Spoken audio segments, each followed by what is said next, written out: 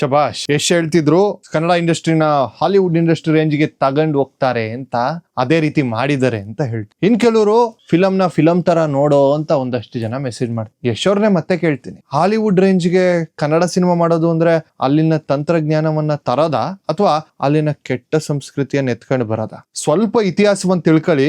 ಇದೇ ಹಾಲಿವುಡ್ ನ ಜೇಮ್ಸ್ ಕ್ಯಾಮೆರೂನ್ ಅವರು ಅವತಾರ್ ಅನ್ನುವಂತಹ ಒಂದು ಸಿನಿಮಾವನ್ನ ಮಾಡಿದ್ರು. ಆ ಅವತಾರ್ ಅನ್ನೋ ಪದ ಎಲ್ಲಿಂದ ಬಂತು? ಅದು ನಮ್ಮ ಭಾರತದ ಸಂಸ್ಕೃತದ ಪದ. ಆ ಸಿನಿಮಾದಲ್ಲಿ ಹೀರೋಗೆ ನೀಲಿ ಬಣ್ಣವನ್ನ ಯಾಕೆ ಹಚ್ಚಿದ್ರು ಗೊತ್ತಾ? ಸಾಕ್ಷಾತ್ ನಮ್ಮ ಕೃಷ್ಣ, ನಮ್ಮ ವಿಷ್ಣುವಿನ ಮೈಬಣ್ಣ ಅದು ಅಂತ. ಅವರು ನಮ್ಮ ದೈವಿಕತೆಯಿಂದ, ನಮ್ಮ ಸಂಸ್ಕೃತಿಯಿಂದ ಇನ್ಸ್ಪಿರೇಷನ್ ಅನ್ನ ತಗೊಂಡು ಪ್ರಪಂಚವನ್ನ ಗೆದ್ರು. ಅವರು ನಮ್ಮಿಂದ ಅಮೃತವನ್ನ ತಗೊಳ್ತಿದ್ದಾರೆ. ಆದ್ರೆ ನೀವು ಹಾಲಿವುಡ್ ಲೆವೆಲ್ ಈ ಹೆಸರಿನಲ್ಲಿ ಅಲ್ಲಿನ ವಲ್ಗ್ಯಾರಿಟಿಯನ್ನ ಮತ್ತು ಅಲ್ಲಿನ ವಿಕೃತಿಯನ್ನ ಇಲ್ಲಿಗೆ ತರ್ತಿದ್ದೀರಾ. ಇದೇನಾ ನೀವು ಇಂಡಸ್ಟ್ರಿ ಬೆಳೆಸೋ ರೀತಿ? ನಾನು ಕಳೆದ ವಿಡಿಯೋದಲ್ಲಿ ಎಷ್ಟೋ ಜನ ಮೇಧಾವಿಗಳು ಬಂದು ಕಮೆಂಟ್ ಹಾಕಿದ್ರು, ರೇ ವಿಕಾಸ್ ಸಿನಿಮಾ ರಿಲೀಸ್ ಆಗೋವರೆಗೂ ಕಾಯಿರಿ, ಸಿನಿಮಾನ ಸಿನಿಮಾ ತರ ನೋಡ್ರಿ, ಇಂಡಸ್ಟ್ರಿ ಬಿಸ್ನೆಸ್ ಬೆಳಿಬೇಕು, ಸುಮ್ನಿರ್ರಿ ಅಂತೆಲ್ಲ ಪಾಠ ಮಾಡಿದ್ರು. ಆ ಕಮೆಂಟ್ ಹಾಕಿದವ್ರಿಗೆಲ್ಲ ನಾನು ಇವತ್ತು ಉತ್ತರ ಕೊಡ್ತೀನಿ. ಬಿಸ್ನೆಸ್ ಬೆಳಿಬೇಕು ನಿಜ, ಆದ್ರೆ ನಮ್ ತನಾನ ಮಾರಿ ಬಿಸ್ನೆಸ್ ಮಾಡ್ಬೇಕು ಅನ್ನೋದು ನನಗಂತೂ ಅನ್ನಿಸ್ತಾ ಇಲ್ಲ. ನಮ್ಮ ತನಾನ್ ಮಾರಿ ಬಿಸ್ನೆಸ್ ಮಾಡ್ಬೇಕಾ?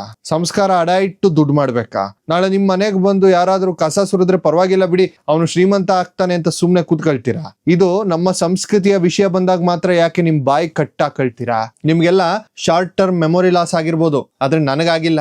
ಇದೇ ಯಶು ವೀಕೆಂಡ್ ವಿತ್ ರಮೇಶ್ ನಲ್ಲಿ ಸಾಧಕರ ಕುರ್ಚಿ ಮೇಲೆ ಕೂತು ಮಾತಾಡಿದ್ ನೆನ್ಪಿದ್ಯಾ? ನಾನು ಎಂತಹ ಸಿನಿಮಾ ಮಾಡ್ತೀನಿ ಅಂದ್ರೆ ನನ್ನ ತಂದೆ ತಾಯಿ ಪಕ್ಕ ಕೂತು ನೋಡುವಂತಹ ಸಿನಿಮಾ ಮಾತ್ರ ಮಾಡ್ತೀನಿ ಎಂದಿದ್ರು. ಈ ಚಿತ್ರದ ನಿರ್ದೇಶಕಿ ಗೀತು ಮೋಹನ್ ದಾಸ್ ಕೂಡ ನಾನು ಫ್ಯಾಮಿಲಿ ನೋಡೋ ತರ ಸಿನಿಮಾ ಮಾತ್ರ ಮಾಡೋದು ಅಂದಿದ್ರು. ಈಗ ನೀವೇ ಹೇಳಿ, ಆ ಟಾಕ್ಸಿಕ್ ಟೀಸರ್ ನ ಅಪ್ಪ ಅಮ್ಮನ ಪಕ್ಕ ಕೂತ್ ನೋಡೋ ಯೋಗ್ಯತೆ ಇದೆಯಾ? ಆ ಟೀಸರ್ ನಲ್ಲಿ ಬರೋ ದೃಶ್ಯಗಳನ್ನ ಕಾರ್ ಸೀನ್ ನ ಫ್ಯಾಮಿಲಿ ಜೊತೆ ನೋಡೋ ಧೈರ್ಯ ನಿಮ್ಗಿದೆಯಾ? ಅಂದೇಳಿದ್ ಸುಳ್ಳ ಅಥವಾ ಇವತ್ತು ಮಾಡ್ತಿರೋದ್ ತಪ್ಪ?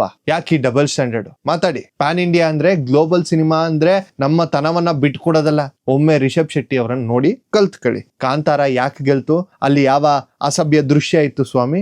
ಏನೂ ಇರ್ಲಿಲ್ಲ. ಅಲ್ಲಿ ನಮ್ಮ ತುಳುನಾಡಿನ ಮಣ್ಣಿನ ಸೊಗಡಿತ್ತು, ದೈವದ ಭಯ ಭಕ್ತಿ ಇತ್ತು. ನಮ್ಮ ಸಂಸ್ಕೃತಿಯನ್ನ ಎತ್ತಿ ಹಿಡಿದಿದ್ದಕ್ಕೆ ಪ್ರಪಂಚನೇ ಎದ್ದು ನಿಂತು ಚಪ್ಪಾಳೆ ತಡ್ತು. ನಮ್ಮ ಮಣ್ಣಿನ ಕತೆ ಹೇಳಿದ್ರೆ ಸಾಕು ಗೆಲ್ತೀರಾ. ಆದ್ರೆ ನೀವು ವೆಸ್ಟರ್ನ್ ಕಲ್ಚರ್ ಕಾಪಿ ಮಾಡಿದ್ರೆ ಜನ ನಿಮ್ಮನ್ನ ಒಪ್ತಾರೆ ಅಂತ ಅನ್ಕೋಬೇಡಿ. ವೆಸ್ಟರ್ನ್ ಕಲ್ಚರ್ ನ ಫಾಲೋ ಮಾಡಬೇಡಿ, ಬಿಟ್ಬಿಡಿ ಅಂತೆಲ್ಲ ಹೇಳಕ್ ಹೊರಟಿಲ್ಲ ನಾನು. ಆ ಒಂದ್ ಸೀನ್ ಬೇಕಾಗಿರ್ಲಿಲ್ಲ ಅಂತ ನನ್ನ ವಾದ. ಇನ್ ಕೆಲವ್ರು ಹೇಳ್ತಾರೆ, ರೀ ಇದು ಎ ಸರ್ಟಿಫಿಕೇಟ್ ಸಿನಿಮಾ, ಮಕ್ಕಳಿಗೆ ಅಲ್ಲ ಅಂತ. ಯಾವ ಪ್ರಪಂಚದಲ್ಲಿ ಇದಿರ್ರಿ ಸ್ವಾಮಿ? ಯೂಟ್ಯೂಬ್ ಇರೋದು ಬರೀ ದೊಡ್ಡವ್ರ ಫೋನ್ ನಲ್ಲಿ ಅಷ್ಟೇನಾ?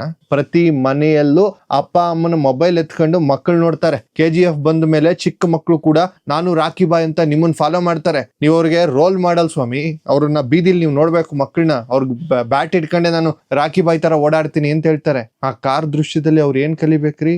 ನೆನ್ಪಿರ್ಲಿ, ಜನ ಯಶ್ ಅವ್ರನ್ನ ಇಷ್ಟಪಟ್ಟಿದ್ದು ರಾಮಾಚಾರಿಯ ತಂದೆಯ ಸೆಂಟಿಮೆಂಟ್ ನೋಡಿ, KGF ನ ತಾಯಿಯ ಸೆಂಟಿಮೆಂಟ್ ನೋಡಿ, ಗೂಗ್ಲಿ ಸಿನಿಮಾದಲ್ಲಿ ಬಿಸ್ನೆಸ್ ಮಾಡಿ ಬೆಳಿಬೇಕು ಅನ್ನೋ ಆ ಛಲ ಇತ್ತು ನೋಡಿ, ಅದನ್ನ ನೋಡಿ ನಿಮ್ಮನ್ನ ಬೆಳೆಸಿದ್ದು ಇದೇ ಫ್ಯಾಮಿಲಿ ಆಡಿಯನ್ಸ್. ಇವತ್ತು ಅದೇ ಫ್ಯಾಮಿಲಿ ಆಡಿಯನ್ಸ್ ನ ಮಕ್ಕಳಿಗೆ ಟಾಕ್ಸಿಕ್ ಹೆಸರಿನಲ್ಲಿ ವಿಷ ಉಣಿಸೋಕೆ ಹೊರಟಿದ್ದೀರಾ ಅಂತ ನಾನು ಪ್ರಶ್ನೆ ಮಾಡಿದೆ. ಇದು ಜನರ ನಂಬಿಕೆಗೆ ಮಾಡ್ತಿರುವಂತಹ ದ್ರೋಹನ ಅಂತ ಕೇಳಿದೆ. ದೊಡ್ಡ ಕಮೆಂಟ್ ಹಾಕೋ ಮುಂಚೆ ನಿಮ್ ಮನೆಯಲ್ಲಿರೋ ಮಕ್ಕಳ ಮುಖ ನೋಡಿ, ಆಮೇಲೆ ಉತ್ತರವನ್ನ ಕೊಡಿ. ಇದು ಫ್ಯಾಕ್ಟ್ಸ್ ಅಂತ ನಿಮ್ಗೆ ಅನ್ಸಿದ್ರೆ ಶೇರ್ ಮಾಡಿ.